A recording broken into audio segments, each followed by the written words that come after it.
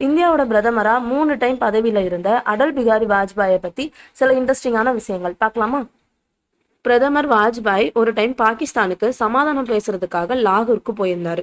அங்க போயிருக்கும்போது பாகிஸ்தான் பெண் பத்திரிகையாளர் ஒருத்தர் இவர்கிட்ட கேட்டாங்களாம், ஐயா நீங்க இன்னும் கல்யாணம் பண்ணிக்கல, எனக்கும் இன்னும் கல்யாணம் ஆகல, நான் உங்களை கல்யாணம் பண்ணிக்க ரெடி, ஆனா எனக்கு ஒரு கண்டிஷன், நீங்க என்ன கல்யாணம் பண்ணதுக்கு அப்புறமா எனக்கு கிஃப்டா உங்க நாட்டுல உள்ள காஷ்மீரை எனக்கு தரணும் அப்படின்னு சொன்னாங்களாம்.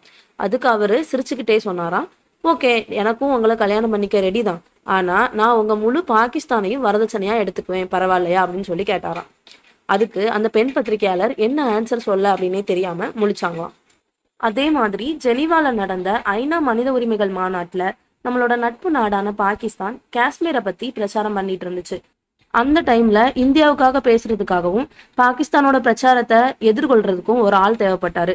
ஆனா அப்போ இருந்த பிரதமர் நரசிம்மராவ் அவரோட சொந்த கட்சியில இருந்தே ஆளை கூப்பிடாம அப்போ எதிர்கட்சி தலைவரா இருந்த வாஜ்பாய ஐநாவுக்கு சென்று பாகிஸ்தானுக்கு ஆப்போசிட்டா பேசுங்க அப்படின்னு கேட்டுக்கிட்டாராம். இது மூலமா அடல் பிகாரி வாஜ்பாய் நல்ல ஒரு பேச்சு திறமை கொண்டவர் அப்படிங்கிறது நம்மளுக்கு தெரியுது.